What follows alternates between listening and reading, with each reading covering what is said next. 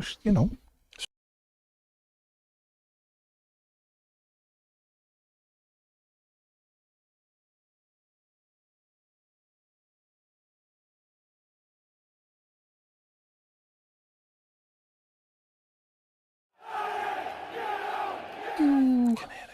Hello, good evening. Welcome to Club Call. A little bit late because we've just had guests in the studio. Our 1878 FM podcast team were in the studio. Yeah. First time we've all been in a room. So there you go. We didn't record anything. No, it was a flying visit, wasn't yeah. it? A flying visit. It was. So we had to, we had to see them. We had to do that. It's good to see the lads.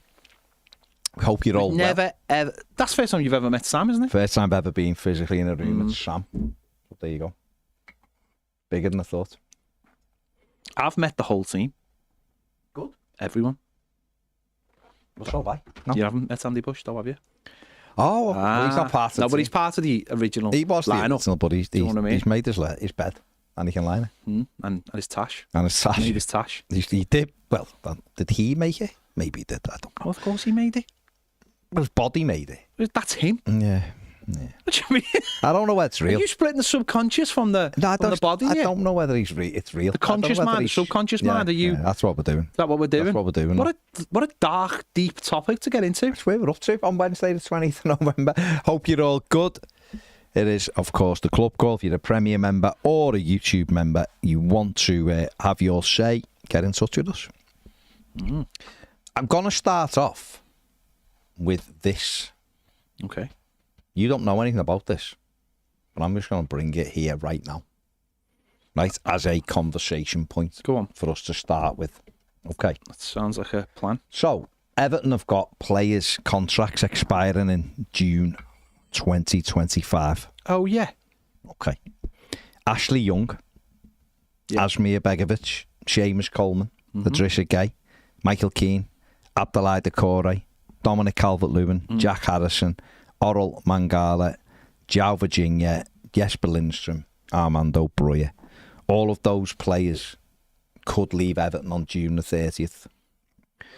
Out of those players, who would you keep right now?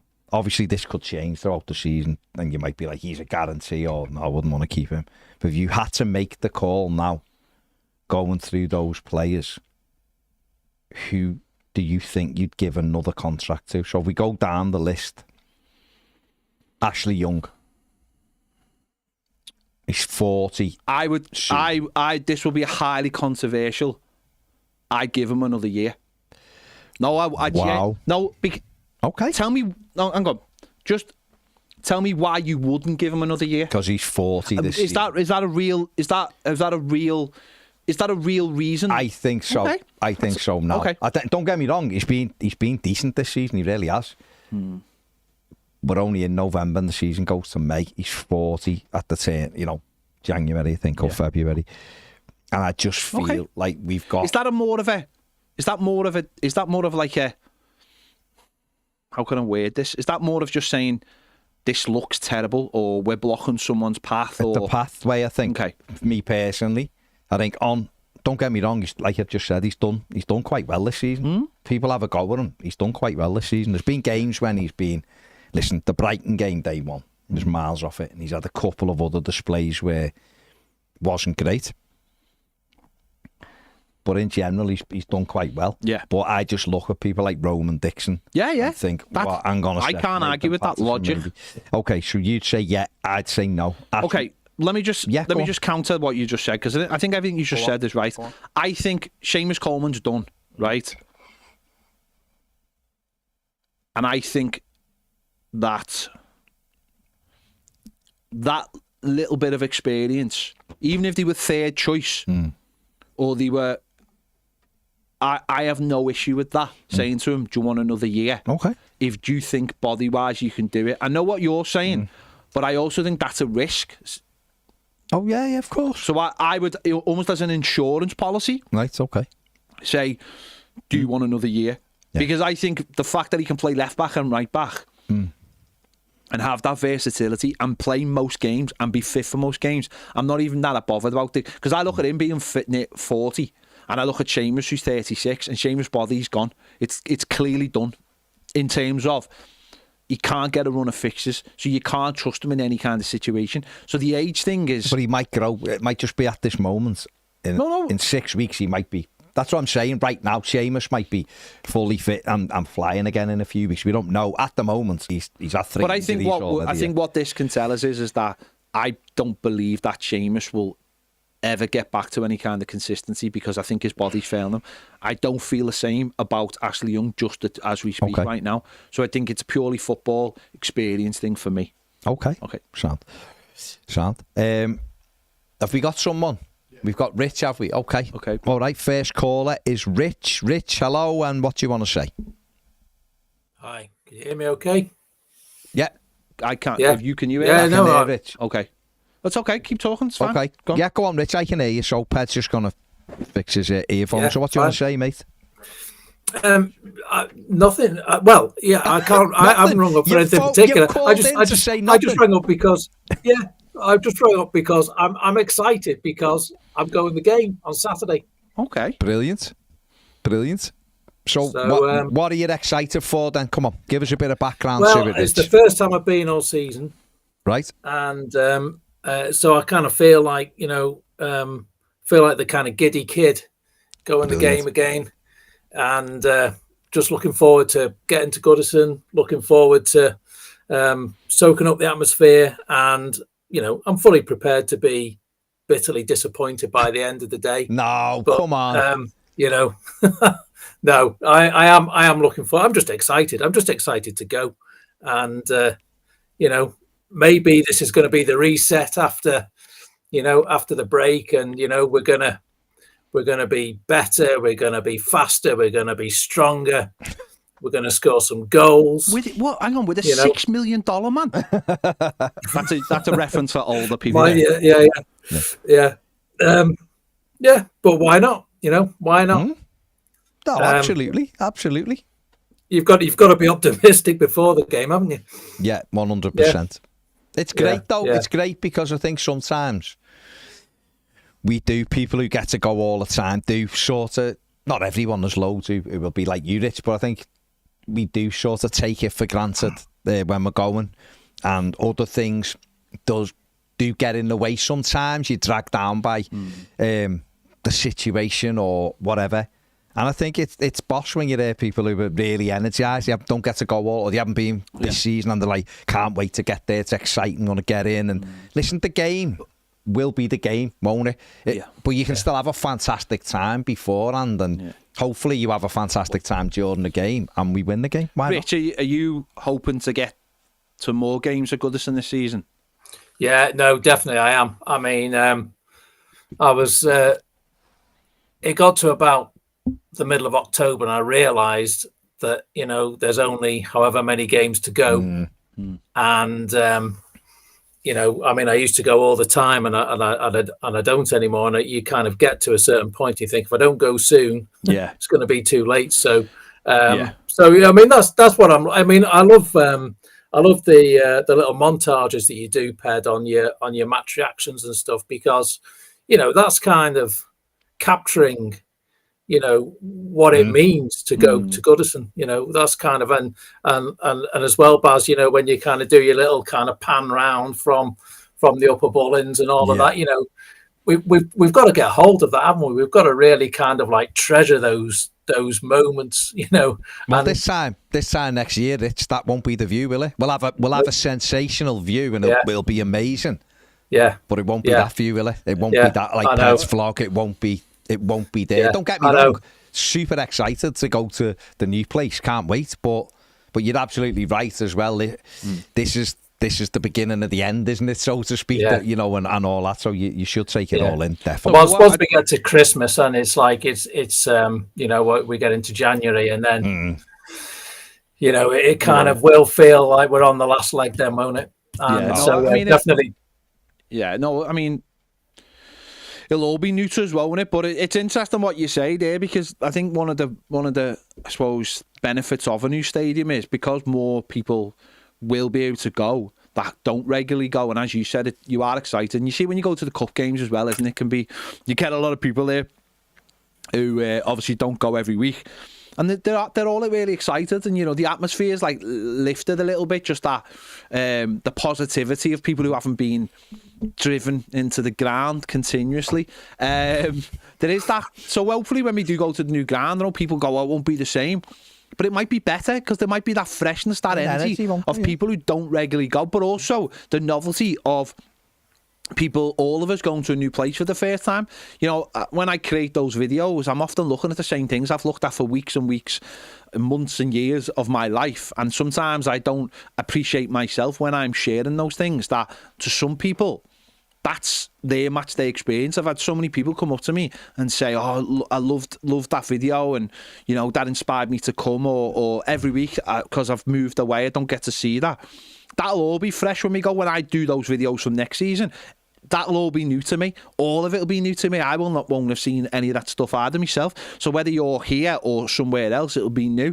So I hope we take that excitement, because it is hard to get yourself out to going for the match at the moment, even with it being the last season or not. I think a lot of people are feeling that. I think we saw that with like the attendances for the women's games. I think if everything was positive and Everton were winning games, I think those attendances for the women's games would have been double, because people would have gone, you know what, there aren't that many games left. And if Everton had won on the Saturday at West Ham, I think the game on the Sunday against Chelsea, I think there'd be well more people there, because they're energised by the men's team to go to the women's game on the Sunday, because they want to take kids or whoever to a game at Goodison Park. So hopefully we take that energy, and it's great that you are excited and looking forward to it. I mean, I thought it was good what you said after the last game. I think it was after the last game anyway, where you said even when we win at the moment is kind of like, going to the dentist and not having to have any work done, Yeah.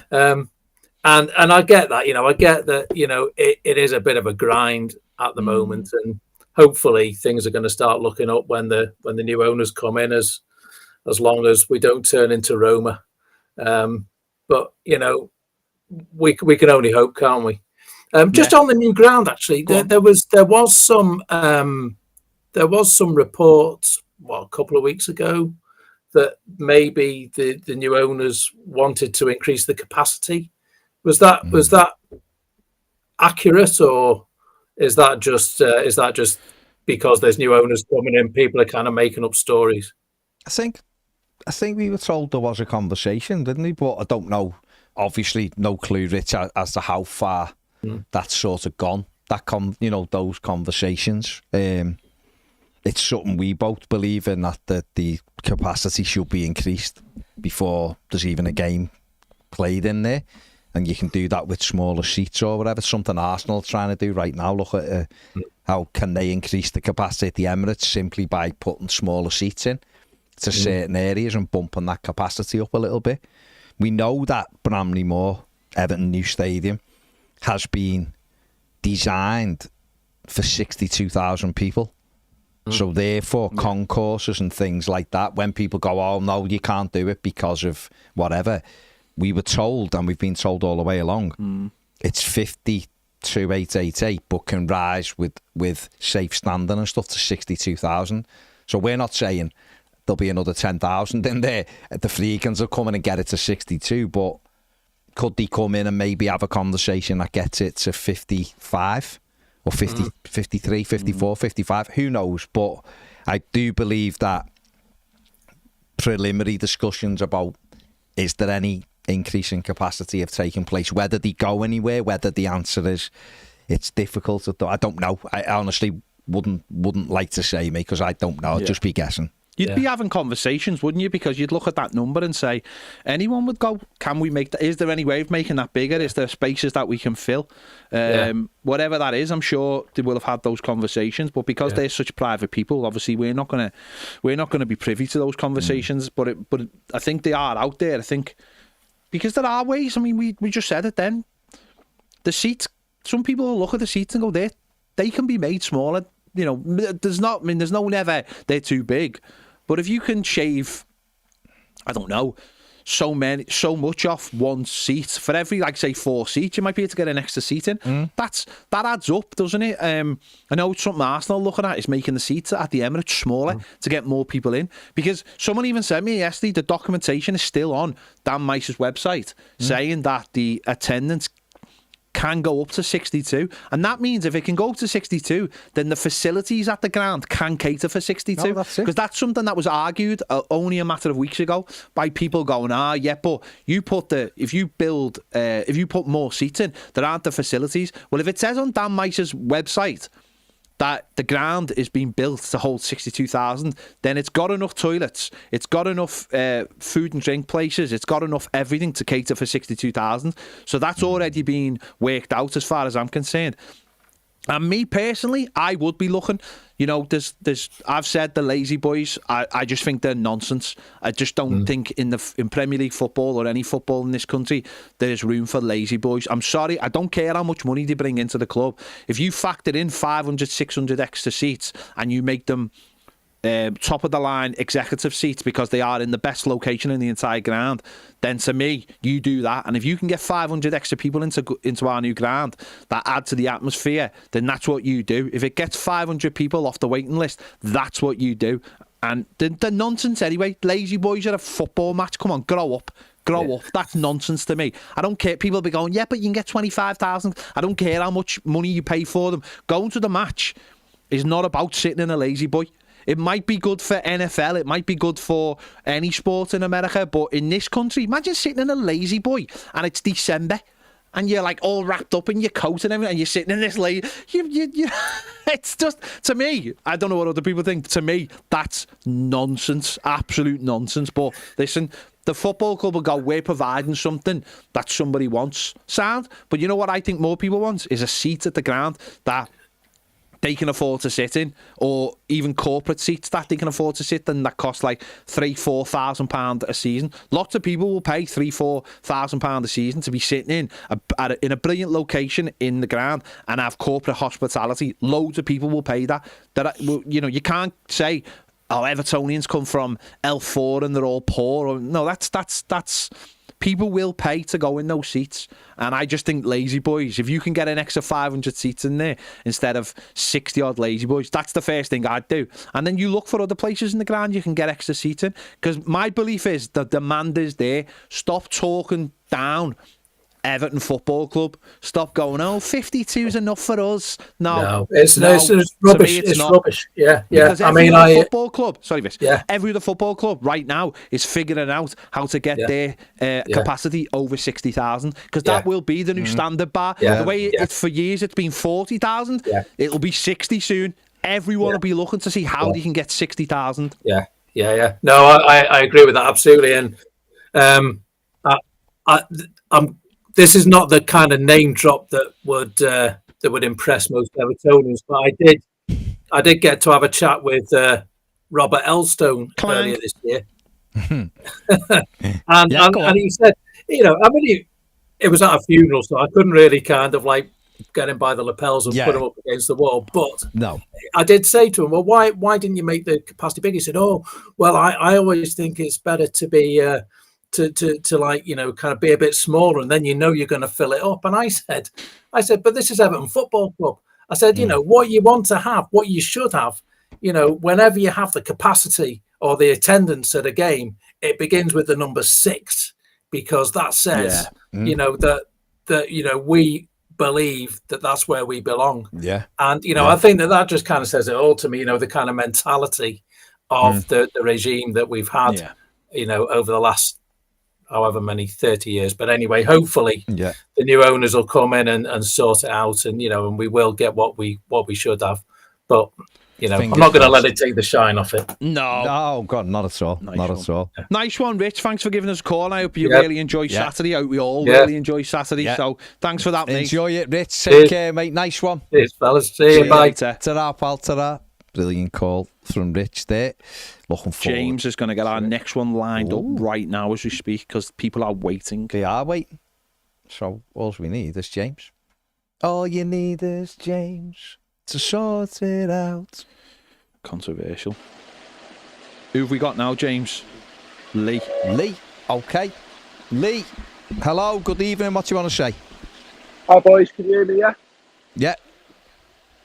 I'm just looking at the layout of the stadium, and I put something up on Twitter a couple of days ago, and I'm just worrying a bit about that West Stand and the amount of hospitality in it and what it'll bring to the atmosphere. Whether it'll, like people being in lounges and stuff and being with that sort of mentality at the game on a complete side of the ground. And obviously we've got the big steep stand behind the goal, which is going to be mega for atmosphere, but you've seen it in the main stand now, haven't you, with the hospitality we've got in there, they drift back, don't they, sort of thing, and they drift out before the end of our time and that. I'm just worried about what it'll do to the atmosphere.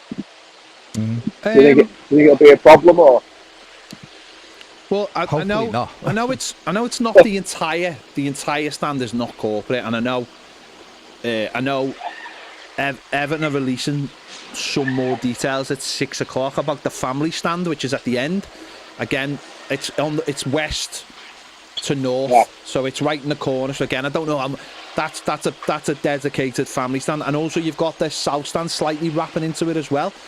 I've seen that, in the top corner. So I think. Listen, I have no real idea of.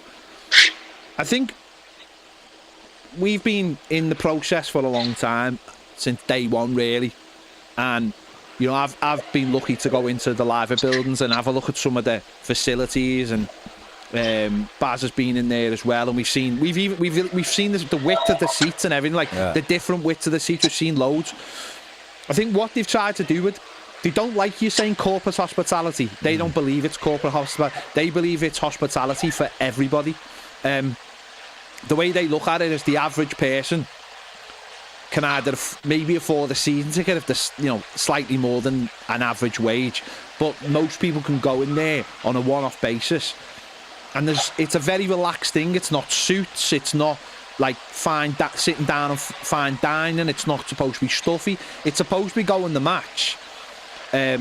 Getting decent facilities. Not that the rest of the ground won't have decent facilities, but you'll be able to go in like your jeans and a jumper, and no one's saying you can't go in a top or anything like that. So it isn't creating like this tiered sort of the way you might see people now. I don't know, but being a little bit more stuffy. It's about being able to go to the game, enjoying the game, but also just have it be a nice treat or whatever. So, listen, I don't know whether. Go on. It was like he was watching the international, in the week at Wembley, and I just seen that club Wembley empty, and I thought every time you watch an international, it's empty, innit? And you look at that new West Stand there, and it's going to be amazing, and you'll be one of them people probably who will have a seat and have a day out of birthday in there or something. Yeah. But I'm just worried that there's a massive big chunk of it in the middle that's like entirely lounges, isn't it? What you'd hope for, mate, is that if the three other parts of the ground are really, think back to Ellen Road against Spurs in '95 when they had that huge stand and we had the other three parts of the ground, and you couldn't hear yourself think, and that's Everton on a good day, isn't it? And even if you say like the main stand isn't really as loud as it could be, when Goodison's bouncing, it's bouncing, isn't it? And obviously Dan Meese has designed it the way it's designed to be on top of the players and the acoustics in it to make the noise louder. You'd like to think that there'll still be loads of Evertonians in that area who will make noise, I think. I think what you got to look at really is the main stand at Goodison at the moment. I mean, think about it like that. A lot of that is the director's box. A lot of it's like corporate. A lot of like guests sit in there. Then behind that you've got those wooden seats, and I never really think the main stand, without being disrespectful, adds anything to the atmosphere at Goodison Park. I don't think it does. I used to shout and scream at it. People used to look at me like I was up. I don't think it does, because I know it doesn't. It's not. It's. You see, like, I was going to ask you that because we sit in the top balcony, right, and so on the big night. Yeah. It sounds like we're bouncing up there. You know what I mean? Yeah. But I'm interested to know what it sounds like in other ends. Can you hear the top balcony, or? Well, I suppose. Obviously, I'm screaming and shouting, singing, but I'm in the Gladys Street, so obviously I'm not going to hear much other than the Gladys Street. And I suppose it's for if the place. Put it this way: if the place is bouncing, you shouldn't hear anything but noise coming from all the way around. If the place isn't bouncing, it ain't going to be started in the main stand without any disrespect, is it? Really? I used to have a season ticket on the top balcony. It's an unbelievable place to watch football. It's like watching. It's like when you see. It's like watching when they do the Andy Gray and the tactics and everything. It's like watching. You can see how formations change. It's unbelievable. But for atmosphere, of course, it's really high up. It's like that. No one wants to get up and really bounce around because you're terrified. No. So on the big nights, I understand it plays its part. But when Goodison's quiet, it's quiet. So I don't expect any other, no other end should really start the singing but the Gladys in many ways, because that's what it's supposed to do. That's like part of the responsibility. So the South Stand will do that, won't it? So the South Stand will do that, and hopefully it reverberates around the ground, and hopefully hopefully Everton can have done enough work to attract. Don't forget there's hospitality in the East Stand as well. But Everton hopefully have done enough work to make people feel like that they're going to be going the match relaxed, can have a couple of drinks, and then when they go out there feel like they can, because I think there's a thing like when you're in the director's box or surrounding the director's box, there's like an etiquette that you can't get up and you can't sing, and I hope that's like that kind of thing is dismissed, and Everton go, no, listen, as long as you're not obviously being a knobhead, then you can sing and you can do what you want. You can come to the game in your jeans and and not worry about feeling like you're in this stuffy environment. So hopefully there's gonna be a big responsibility on all of us. And obviously when we spoke to Rich, then we said there's gonna be a lot more people coming to the ground who don't regularly go, and it's gonna feel brilliant for them, and hopefully I think that they need to bring that positivity in with them. If you've been on the waiting list for years and years and now you're getting a season ticket, well, now is your chance. The amount of people I see on Twitter or whatever social media going, oh, it's dead at Goodison today, it's terrible, I can't get a ticket. Is your chance, mate. If you've ever been that person who's slagged off, they are out there. So if you've got an opportunity to get to Goodison now, get to the new stadium, then make it worthwhile. Start voicing, start getting the songs going, join the 1878s and all that kind of thing. So, but it's a legitimate worry. I do appreciate that.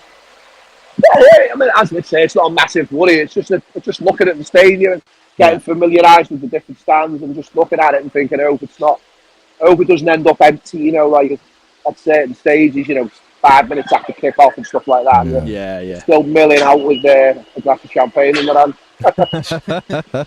Anyway, lads, I'm in work, so it's just nice a quick one. Cheers, mate. Nice one, See you Lee. later. Ta-ra, Later.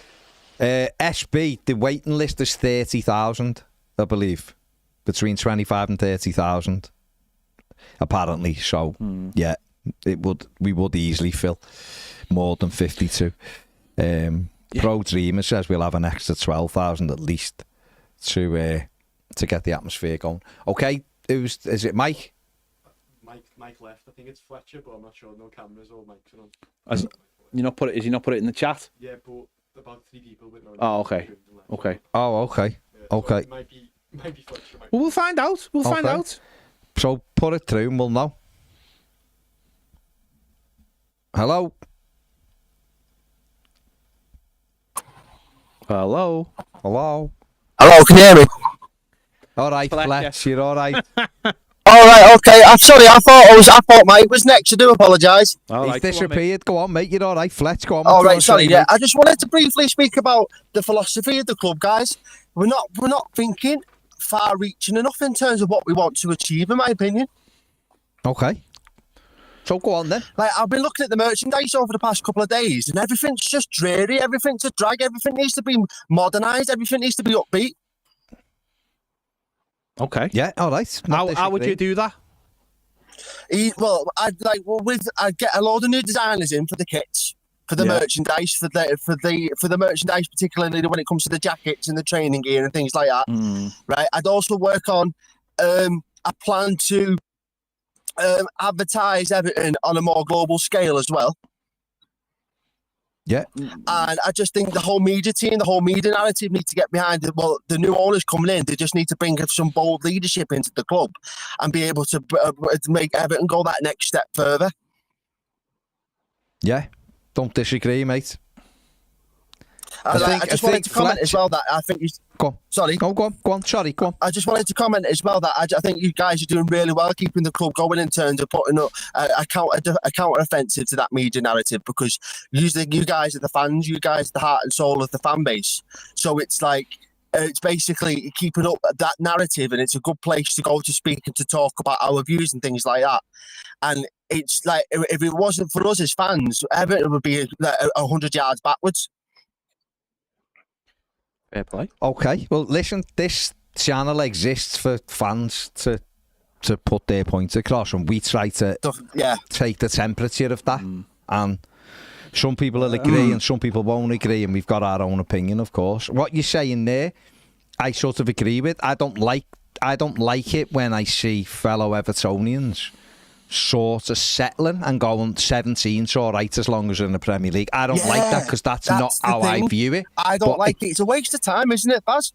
Well, listen, I was just going to say, but that's their opinion. That's all right. That's okay. I don't like it. I don't agree with it. They probably don't agree with me. We can encourage our opinion on them, can't we? Well, all you can do is put your point of view across. Just get Ned and force the opinion. Get Ned to force it, yeah. But you're right. But what I would say, Fletcher, and you're right in what you're saying about like the merchandise or aiming higher and all that. What I would say is just right now, and it sounds like an excuse, and it is an excuse, but I actually also think it's real.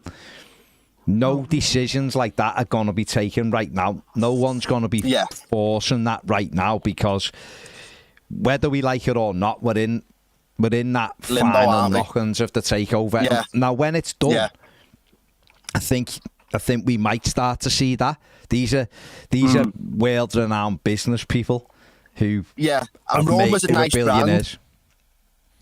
And I mean, you know what? Roma's not a massive club, as in like they're a big brand in terms of it because it's Rome. I mean, if you look, the history is not as good as history as Everton in terms of winning trophies. They've only ever won the Italian league twice, I think.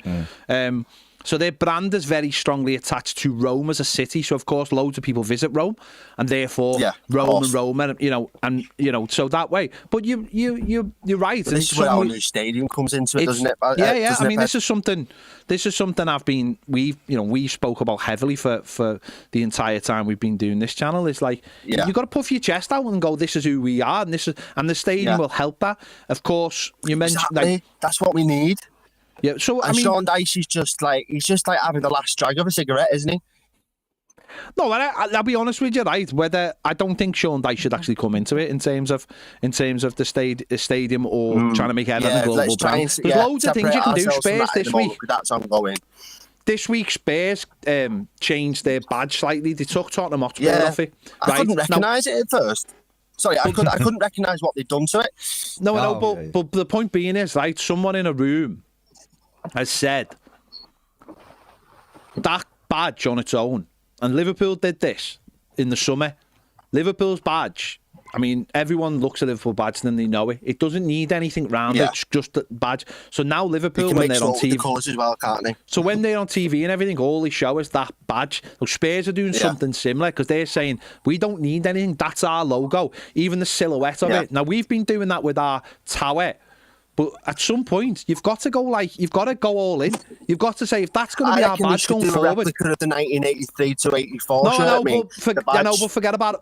You can't do that now, because there's too much going on. People want. Yeah, of course. What I'm saying it's all in good time now, isn't it? No, but what I'm saying is that now clubs are going. They're like brands, aren't you? The minute you see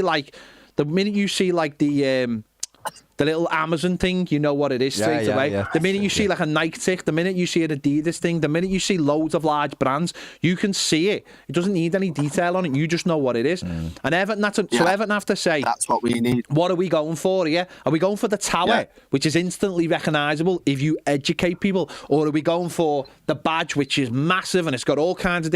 There's all those little things, and Spurs have decided this week... It's what kind of badge do we want, though, in terms of the tower? It's what kind of tower design we want as well. That's why I was saying, if you go back to the 1983 to 84 season, that might be the best bet, because that was when we were at our best. Basically, it was an important time in our history, and like it just looks good as well. The heritage of it looks brilliant. It looks like, especially, go on.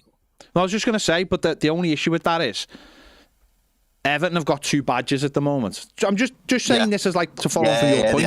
Everton have got 2 badges at the moment. They need to decide which one they're going with, and it's stuff like that which is really important because when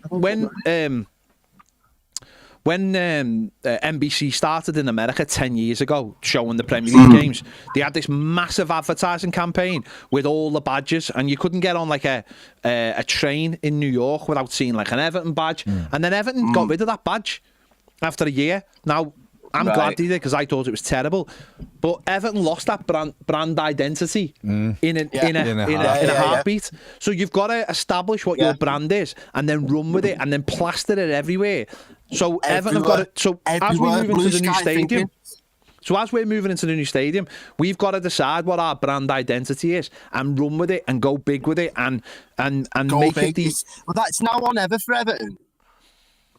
Yeah, well, maybe it's you might be right. Now or never. No, we're like a blank canvas. I said this the other week. We're like a blank canvas in terms of what we can achieve, in terms of getting the right decisions in place and making sure that the new leader, the new owners of the club get the right appointments. Make sure everything's right. No, you're right. You're right. The world is our oyster. I don't want to go back to Carlo's first season because you disqualify it, Ped. But there's just the background to what he was trying to achieve was the world is our oyster, and Everton were on the up again, and that's where we need to be again as a club. And that's where we should be. Listen, the new stadium. Fletch, you're not wrong, mate. You're absolutely right in what you're saying. Everton need to puff out the chest and say, this is who we are and this is what we're going to do. Everton, too many times, decide they're going to do something, right? They go, right, we're doing something. That's what we're going to do. And then they go, but can we do it a little bit quieter? Yeah. Like, can we, we're going to do this thing. We're going to do this thing, right? But we're going to, let's not shout about it. Let's not really tell anybody about it. Let's just keep it a little bit quiet.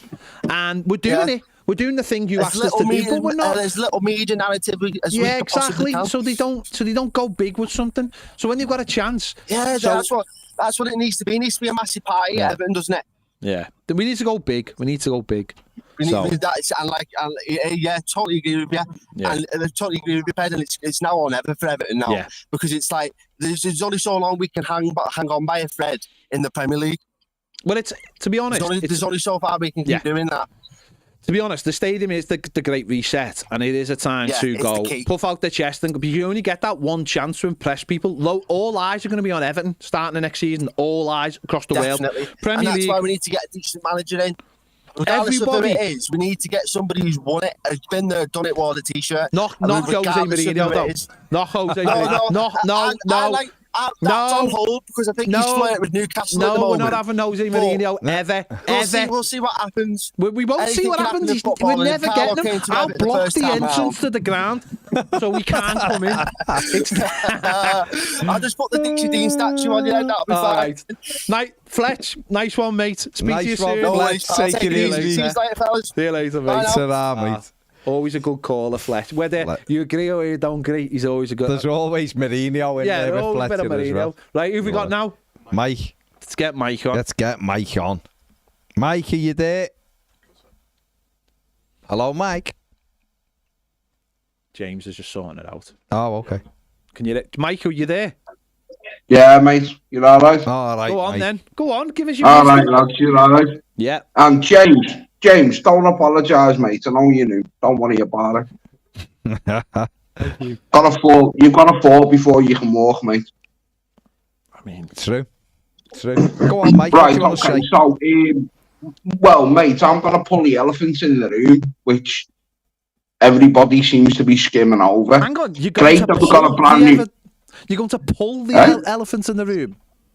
Yeah, I'm going to pull the Everton. Okay, fair enough. Right. So technically, all day I've heard people having a go at Baz for this, that, and the other about Dice. Yeah. Where was this? Yeah, where's this? On your earlier ones, you saw somebody said that. Yeah. Go on, mate. I won't mention penises, mate. You're all right. I mean, you sort of just have. Oh, okay. Sorry about that. Goes to theatres and stuff.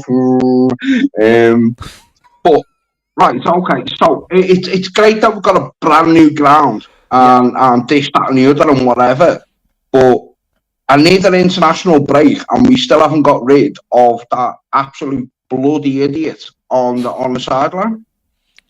I don't understand what's going on. It's fantastic. Everybody, oh yeah, and we'll show you around the concourse. That's absolutely great. But what happens if we keep that absolute spacker and we end up in the championship? What goes to bloody ground then? I don't know, mate. Did you genuinely think they were going to sack him in this international window? No, honestly, No. I don't know if we've just become deluded or what, like, but yeah, I honestly did think that they bloody sack him. There's no one to sack him, mate. That's the truth. No one. There's literally no one at this football club right now who would sack him. Machiri does not care. Isn't gonna, because even if Machiri did sack him and then the Freakins, and what did you do that for? What did you just why did you just make that decision in the last days of your tenure at this football club? There's no one to sack him. The draw at West Ham guaranteed. But if you're buying a business, right? I do that kind of thing. So if you're buying a business, you already kind of know where you're going, and if they're as close as what everybody's saying, why haven't they jumped in then? Maybe they should be going, well, this is who we want. And Machiri wants to sell, mate. So if Machiri wants to sell, give me what I want. Otherwise, I'm not buying it. I mean, listen, they don't own the club. And legally, they can't tell anyone to sack him. And Machiri's not bothered. No one else is bothered at the club. And by getting a draw at West Ham and not losing, the narrative is Everton have lost one game in 8 games or 7 games. And therefore, a lot of people think that put it this way, right? If Sean Dyche had been sacked in this window, I guarantee the national media would have been shocked, like absolutely shocked by that. They would have thought Everton will have lost their minds, and that's the narrative that Everton as a club, that's all they care about. Then they're not bothered. There's been no real demand by the fans to sack him, other than just like us talking amongst ourselves about how we ate the football and everything. So I would have been absolutely just totally shocked if he'd been sacked in this window. To me, he ain't going anywhere till the Freakins are officially the owners of this football club. And then I'll wait and see, because they might go, we'll give you a month or something. But to me, I would have been absolutely shocked. Really, I would have. That's why they took Baz off the overlap. Give themselves a bit of time. The national media, they all got together and said, get Baz off the overlap. In case I didn't say it was amazing. No, listen. Well, it is because they don't want the narrative. The way I look at it, everything's great, everything's fantastic. You look at the narrative of what they're peddling. At the end of the day, we're in a position. Well, exactly, and we're in a position, aren't we, Mike, where we're in the last knock-ons of this takeover going through. And as Posh Matty said here, the sale contract might say the club can't make significant changes until it's done. And I'll be honest, if you're Machiri, is he really that bothered right now? He's not. And the Freakins probably just want this. He's in the south of France on a yacht, mate. Yeah. No. So at the end of the day, the case is for them will be just get through the next few weeks. So we've got to look at winning games, and that's all the manager has got to worry about now. Just winning some games. Start on Saturday. Start winning games of football. I think the feeling is he's not going to be Everton's manager next season for a start, because I think even Sean. Doesn't need to be the manager this season, mate. But let's just deal with. I have absolutely no thing at all that he's going to keep us up. Yeah, no, okay, and that might also be a decision they make. They might feel exactly the same way right now. I don't know, but I saw a journalist writing something yesterday saying he spoke to Sean Dyche around the West Ham game, and he said his body language tells you he knows he's not going to be at Everton much longer. And I don't know whether that's real or whether that's just him interpreting it or whatever. But right now, the manager's job's to win games of football, and that's all that's all he can do, isn't it? And that's all we want him to do. We want him to win games of football. 10 points, 11 games. Yeah, go ahead, Dan. Okay, but Mike, listen, fair enough. I'm just saying, right now, I don't see anything major happening until the Freakins are in, and then they'll make the decision. They might have already made it. For them, they might say, we're not getting rid of him till the summer. They might think we're getting rid of him the minute we walk in through the door. But at the moment, I don't think there's going to be any big, mad decisions. They need to have in line a CEO ready to go. They need to have someone to come in and maybe do the communications side of it. They've got to have a board ready to go.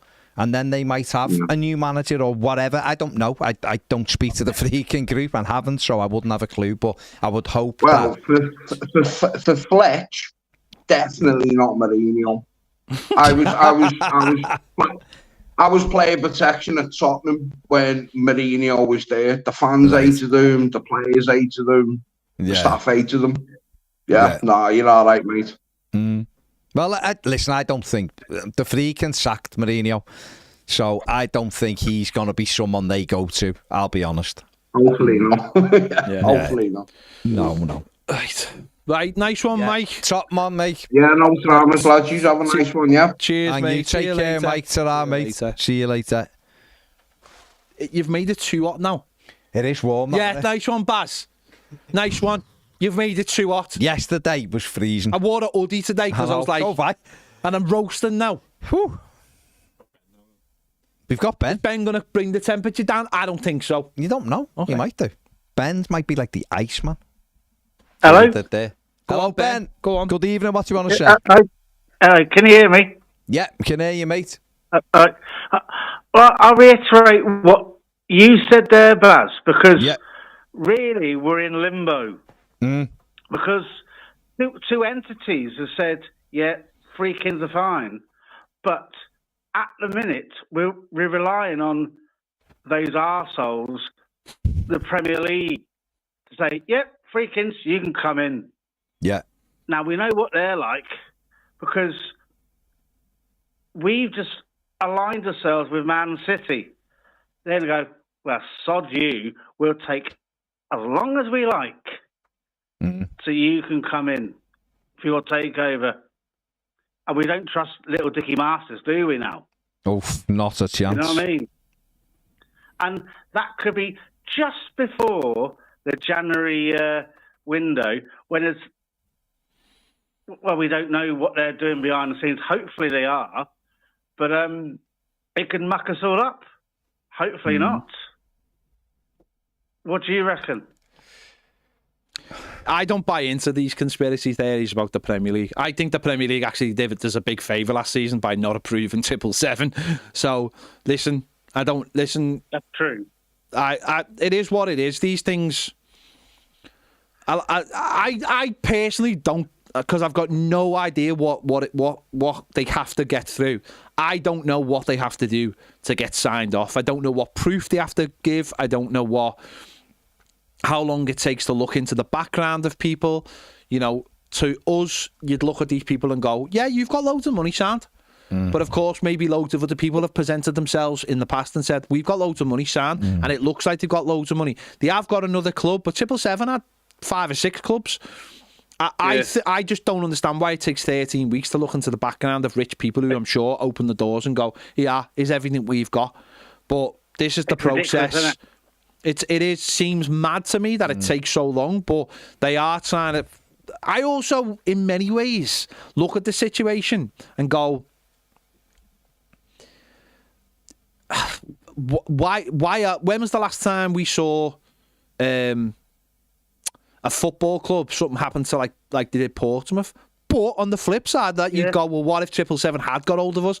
Everton right now would be It would be disaster, wouldn't it? It'd be absolute disaster if we'd been allowed to be sold to 777, because we wouldn't be owned by 777 right now. We'd be owned by ACAP, and we'd be going through a court case, and who knows how bad it would be. So, does it get what the media is saying?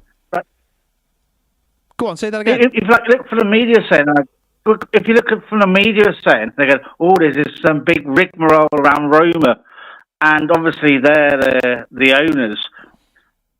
The Premier League go, "Ooh, hello, oh, it's Everton again."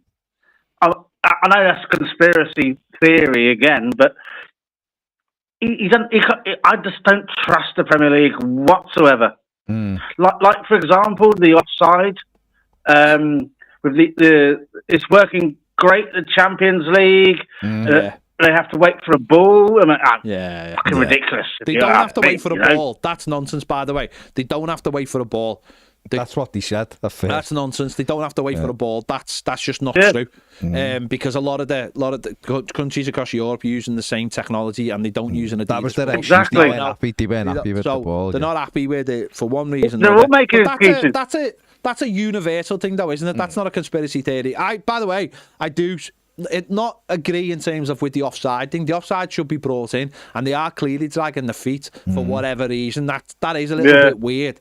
But that's not a conspiracy against Everton. That's against everyone, isn't it? Why they're doing it is probably because the refs have gone, oh no, this will take so much power off us and all that kind of thing. It is nonsense that they want more proof on whether this system works that has been used in the Champions League and the World Cup and the Euros. So that's just utter nonsense. Why that? I don't know why they decided they feel like that, but I mean, Liverpool, Arsenal, City and Villa use it on a Wednesday night in the Champions League at their ground, and then comes to a Saturday and they're drawing bloody lines on the pitch. That is crazy. pure nonsense. Crazy. Look, you could argue in the FA Cup as well. Yeah, well, to me, there shouldn't be any VAR in the FA Cup. There shouldn't be any in it. Until the semi-final. It's everyone or none. Yeah. Really. Yeah, exactly. So, I mean, as an Evertonian, you get mistrust anyway. I mean, look at the derby.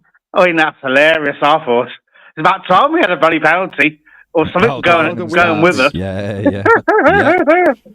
I told my mates it was a red. It goes back to Clive Thomas. You know what I mean? We're used to these bad decisions. That time you had a bad one. Yeah, yeah, absolutely, definitely. No, it's no. Listen, you can paint a picture for everything and anything, can't you? Every team thinks it's hard done by, and everyone will say there's this reason and there's that reason why we're not playing. It's like you just mentioned the derby there. When the derby comes around, we're playing at like 12:30 on a Saturday. Yeah. After a Wednesday game, and you're like, and they are too, but that's all because Liverpool are playing in the Champions League on the Tuesday night. So it's like, couldn't we just add a normal 3 o'clock kickoff? Oh no, because it has to be on TV. So they'll make it at 12:30. Don't they like 12:30? Yeah. No, but it's like all stuff like that, isn't it? Oh, we can't play 3 o'clock because they're playing on the Champions League. So it's all stuff like that. We can all pick holes in everything, can't we? But at the end of the day, Sean Dyche is still the manager and Mike's dead unhappy. So I can't wait till he's gone, to be fair. Yeah. He's done a good job. He's done I say a good job, but he's done what he said on the tin, first of all. Yeah, he's done the job. And that's about it. Yeah, now it's time to say, cheers, mate. See you later. Yeah. We'll get someone else start winning. Let's get Saturday the 3 points. Oh, bloody hell. That's the first one, Mike, innit? We need a win. Bad. And we need 3 points on the board. That's it. And that's what I look for. So I'm not going, let's have a look at the lineup and go, oh, Jesus Christ. You know what I mean? Listen, we can do it. Let's get on the hell. I know you two don't drink that much, but bloody hell. Yeah. we can beat anyway, Brentford. We should be able to. Yeah, we can, mate. Don't worry. I mean, Yeah. Yeah. Cheers, lads. Nice one, Thank Ben. you very much. Cheers, Nice one. mate. See you later. It's my mate. virgin call. Nice on, one, on mate. the Good show. call. Good call. Good call. Keep Good it call, going. good call. Cheers, lads. Nice one, mate. Cheers, Bye-bye. cheers, mate. Bye bye. Honest to God, I'm going to pass out. What you've done in the heat and in here shouldn't be allowed. What I've done? Are you roasting? Is that on? Isn't it absolutely? The What's he done? radiator's on. Is that Honest- radiator on? Yes. And, Well, it's not to do with me. and I can't reach it. Little arms. Well, if I've got little arms, how can I reach it? Then surely you've got little arms. You've got room to get your Surely chair. you've got little Well, arms. I can't get the Surely twist. you've got little arms. I can't get the twist. I can't. Can't believe what you've done to me, yeah. That sounded broke then when you did that. Or what now? Me little arms have broke the radiator. You're sounding more like Ned every day. My God. Yeah, Evan have just released a video for the family stand and it says 2,700 available seats, private concourse, easy access, wide range of food and drink available, 2 food and drink kiosks, and obviously seated. So that's in the northwest corner, the family stand. Upper. It's the whole thing, I think. I was at the whole. Yeah, like, I think it's the whole is of the it? corner, yeah. Fair enough. Good. So family stand, yeah. So if anyone, I did hear a couple of people last week going, there's no family stand. Well, there is. So shut your mouth. Do you reckon they should have called it the Panini family enclosure? Yeah, why not? That was Keeping it amazing, real. that. Keeping it real. It was amazing. When it was Panini family enclosure, it was like everyone was like, I want to be in there because you could do swaps. Yeah, you could do swaps while you were in Yeah, there. you could do Of course swaps. you could. You Got could. the little junior Evertonian card. I've still got my junior Evertonian card. Classic. Unbelievable. Junior Evertonian. Classic card, wasn't it? No, it was the way forward. Bring it back, I say. Bring it back. Like Maloko said, yeah. They said it. They said it best. She said it. Bring No, it you're talking back. about Boyzone. And you say nothing at all. Yeah, well, There you go. I didn't. I think you said that. I didn't say that. James is confused. James just. I think it's the heat. I think it's the heat. He's never been so hot in his life. I don't know. I don't know. Did you want Dad bring you a present home from their holiday, by the way? Oh, what did he bring you? You know, like jog tops for F1. For F1? Yeah. He likes Ja- Formula One. I've been trying to get into F1. You've been trying to... Oh no, you've been he's trying like Ned. You've been Is it trying... that year? I've been trying. Hang on. You've been trying to get into F1, which is fine. That's Yeah. fine. Yeah. But they bought you a Jag. Yeah. What Why team? One's Ferrari and one's McLaren. Nice. He's got a choice. It's gone full like... And then they got one of them bars of Milka. Oh, yeah. The fan. Oh, Was that Jag as well? I think that was real. that was real, That was Milka. real. No, that's I nice. wanted to double check. That's nice. I just realised that I've put 2 15s together. And that's just incredibly bad, isn't it? Why didn't you just I stick swear the there was 10 in the middle? 3 10s there before. Yeah, there'd be 3 10s, of course, though. Yeah, But two but 2 15s, 15s. that's controversial. Don't know why I've done that, sorry. Have we got any comments? No, everyone got off. Everyone got off. When Fletch game. Ben Fletcher Marino. Welcome to Too Fat to Kayak, joining from St. Louis. Or St. Louis in the USA. St. USA. Don't Rams. Said him and his son are at Goodison for the Chelsea game mid-December for his final trip. Looking forward to it. Wrap up warm. Yeah. Say nice from St. Louis, it's cold. He knows the score. Where are we? Declan says, lads, you're right, we can beat Brentford, but under Dyche it becomes less convincing by each game. We've played Southampton twice this season and lost both games. I'm not very confident for Saturday. Brentford haven't got a single point away from home yet. They haven't. Dun, dun, dun. Saturday they won't have either. We will beat them on Saturday. Mark suggests that we should have hot tubs in each corner flag. For the new stadium? Yeah. Mm-hmm. Someone did question you before, going on about the logo sheet, saying, don't you always say, though, we should try and get as much money as we can for the stadium? No, but I've worked that out, that you can get more money by having 500 seats that cost £3,000 each. There's no place for them in Why would everyone pay $3,000? There's no place for them in football grounds. No place for big, massive seats in football. It's football, for God's sake. In the FAQs for the stadiums, it says, can I bring a pram in? And they can't even make the mind up. No, you can't bring a pram into a football ground. It's a football ground. You can't bring a pram in. I'm sorry. I'll put my foot down on that. This is 2 nights in a row. Yeah. You've had to run them. It's done me. It's done me big time. Prams in football grounds. Grow up. Grow up. Richo says, don't block radiators, let them breathe. I'm letting it breathe. It's letting it breathing breathe. all over me. You can see That's the problem, man. It's been eating chilies. That's nothing. It was unblocked yesterday, and it was Baltic. It was literally Baltic. It's like it's took a day to warm up, and now it's like, yeah, come on! You know what? I'm on now! They've opened it up, they've closed. No, they've done. It's like Wimbledon. Remember Wimbledon used to turn either all the hot water off or turn it up so it scolded you. They've done that to us. Yeah, it's bad. Because we work every day. Nicholas says, my boiler's broke. I'd kill for that heat. Come in. We'll charge people to come in the studio. Yesterday, Nicholas, it was freeze, like proper cold in the studio. It was crazy. But the problem is, it's like, obviously, when it's cold, I can throw a jumper on. But now I'm sitting here and I just want to like be down to my bills. It's roasting. Ned would be down to his bills, wouldn't he? He's done it before. Ned. I wonder how Ned's getting on. Cares. Made his bed. What? He's gone to be like a hotel. Working in dreams. Working it, or is he in dreams, yeah. Just making beds. Fair play. Why wouldn't you? Right, last couple, given that the comments have tied up. Daniel says, my first match at Goodison was the derby back in 2010. I was with my late father at Wembley in 1995. Beautiful. Sean says, does Sean Dyche get sacked if Everton lose on Saturday? No idea, mate. Probably not. I've no idea. But let's not even think about Everton think about losing. it. Put let's just beat, positive vibes into the world. Let's just beat Brentford. That's, Even though Stoke and the Blues aren't very positive. That doesn't surprise me.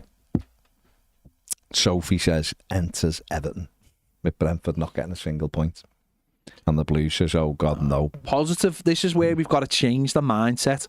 Positive vibes. Why wouldn't we? Get the vibes and make them positive. There you be positive. That's all it is, isn't it? That's all you have to say. This is my new outlook on life, because since James comes in every day, before he gets here, he does 30 minutes of meditation every single day. Bit of yoga with Baz. Yeah. They love to have a stretch together. That's why he's got the radios. He wants hot yoga in this room. Have a stretch, they want to have a meditation, and they get into the zones for the positive vibes. Why wouldn't we? John Blaine comes in, explains the gravitational pull on the sun, just to add a little bit of something extra to the place. And then I walk in and it's like, boom, everything goes downhill. So let's get back to those positivity. Positivity. That's all you need. Let's do it. It is all you want to be a record breaker? Exactly. That's not what he said. No, he said. But I'm changing it. Why wouldn't you? I've improved it. I've improved on it. Some people are saying improved. Others will say change. It doesn't matter. It's changed. I say improve. Okay. If you want to be a record breaker. Paul Roy Castle. What a guy. Great fella. Right, let's go. Are we going? We're going. Okay. Oh, hang on. Mark Revel says, I'm coming over from New Zealand with my son and I'm bringing him to the Forest game. When my first match with my dad in 1985. Now it's come full circle. It's right. Is today the 30th anniversary of Joe Royle's first game? November the 20th? Probably. Do you mean probably? Yeah, was it the 20th or 25th? Was it the 20th? Yeah, no, 20. He said that. Yeah, it was.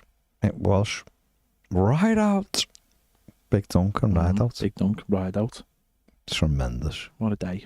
Absolutely tremendous. What a day. What a night. Make sure you watch the 1878 podcast if you haven't already, because you should be, just simply because the lads came in before for a cup of tea. They've come from all the way from down south. Just for a cup of tea. Just for a cup of tea. No, and then he's gone off. He's gone the Ivy. Which is some commitment. Also, at 6:30 tonight, former Everton goalkeeper coach Alan Kelly is my guest on the Inside the Game podcast. The things he has to say. Out in 12 minutes. Put it this way, doesn't work at Everton anymore, does he? Check it out. What's it like working with England's number one? And is there any such thing as going at a shot with your wrong hand as a goalkeeper? I ask him that question. So check that out. Also, make sure you like and subscribe. Someone's playing him in a film about what happened at the World Cup in Japan. 2002. Wow. Ask him about that as well. Yeah. Lots and more. That person's name is Russell Crowe. It's not a true story. That's a lie. Yeah. All the other bits about him someone playing him in a film is true. Yeah. The Russell Crowe bit is very much embellishment. Russell Crowe asked if he could play He him. did. And they were like, no, mate, you're too old. Yeah. And then he was like, can't you de-age me? And he was like, we haven't got the budget. Yeah. And they were like... Said, and it's going against what we believe in. People didn't go on strike for that, Russell. Yeah. For AI to make you younger. Not for that. Certainly not for that. Russell. So your life out, Russell. Classic Russell. Get back to home and Just wants to fight the world. Go around and fight the world. Maybe he does. That's all he wants to do. Maybe he does. Right, take care, everybody. Like, subscribe, check out More Than Game. Check out the 1878 podcast. We'll see you tomorrow. Bye.